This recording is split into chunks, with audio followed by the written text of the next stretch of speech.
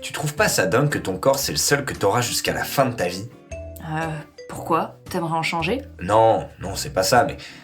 Bah tu vois, même si je voulais, je pourrais pas. Et c'est ça qui est ouf. Par exemple, avoir un corps de femme, c'est super banal. Eh oh, banane toi-même! Non mais ça touche 50% des gens environ. Et ben moi je saurais jamais ce que c'est. Bah, si tu y tires vraiment... Non mais t'as capté ce que je veux dire. Bah, pas vraiment, non. T'as des transformations physiques de ouf et je parle pas que de Mastu ou Michael Jackson. Ouais, c'est ça. Et le gros joueur du grenier, il a juste miraculeusement maigri, hein? Non mais rien qu'en vieillissant, moi mon corps c'est clairement plus le même qu'à mes 9 ans. En fait, si on compte toutes les fois où tes cellules se sont régénérées, t'as déjà complètement changé de corps de A à Z depuis ta naissance. Oui mais c'est pas ça que je veux dire.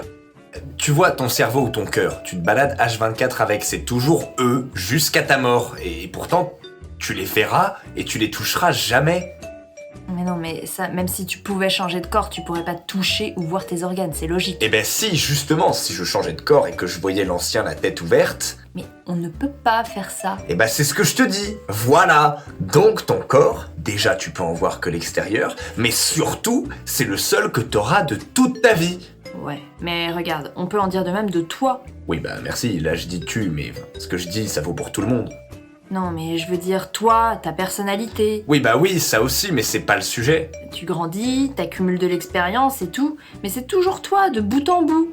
On ne change pas. On se donne le change, on croit que l'on fait des choix. Oui, non mais ok, ça c'est toi, c'est normal, mais toi t'es dans le corps. Et le corps, c'est un truc quoi.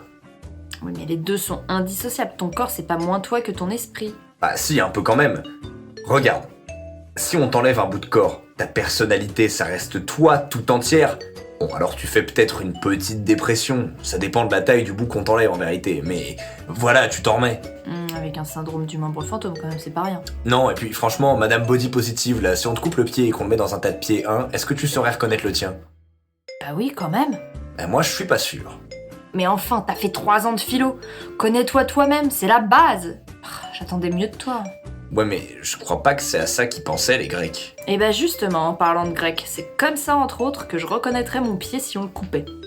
Enfin, au moins 1 sur 2. Non, mais je crois vraiment que connais-toi toi-même, ça se rapporte plus à l'esprit qu'au corps. Et bah de toute façon, je préfère les latins à un esprit sain dans un corps sain. Car pour tout te dire, je suis lasse de ce snobisme qui veut toujours opposer le corps à l'esprit comme si le premier était le gueux du second. Ouais, mais désolé, c'est un peu ça. Ton corps, il fait caca. Et c'est ton esprit qui vient de formuler cette remarque navrante. Désolé, mais c'est vrai. En attendant, si ton corps arrête de fonctionner, eh ben tu meurs, point final. Ah, ça, t'en sais rien.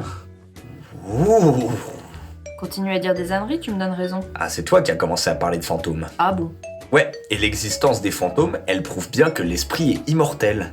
Ouais, alors en attendant, j'en ai jamais vu, et pour ce qui est de l'esprit immortel, va faire un tour en EHPAD et on en reparlera. Ouais, mais ça, c'est lié au vieillissement du corps, justement. Sans ça, l'esprit, il peut continuer à l'infini. Le corps, c'est un peu un talon d'Achille. Encore des histoires de pieds grecs, ça. Quoi? Tout ça pour dire que l'esprit aussi a ses défaillances.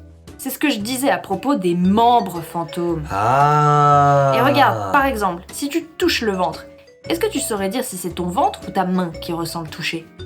J'avoue, je sais pas trop, un peu des deux, je suppose. Ouais, mais ça fait bugger, parce que c'est ton esprit qui doit traiter 2 informations qui se recoupent et qu'il est autant dans ton ventre que dans ta main. Alors là, je suis pas sûr, pour moi, l'esprit, il est clairement dans la tête. Non, c'est à cause de tes yeux que tu crois ça. Il est pas plus dans ta tête que partout ailleurs dans ton système nerveux. C'est faux. Sinon, on parlerait pas d'activité cérébrale. Oui, mais... Et donc, selon toi, les aveugles, ils pourraient se sentir dans leurs pieds?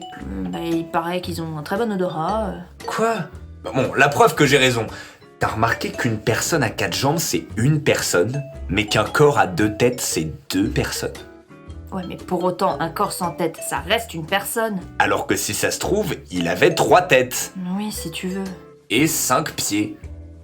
Oui, mais ça change rien, ça. Ça change que si t'en avais 5 des pieds, tu ferais peut-être moins la maline à croire que tu peux tous les reconnaître dans un tas de pieds.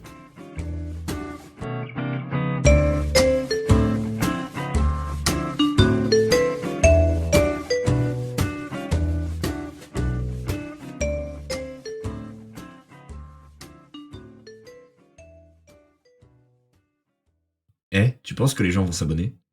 Carrément, ils peuvent même commenter. Et activer la cloche. Oui, aussi. Waouh.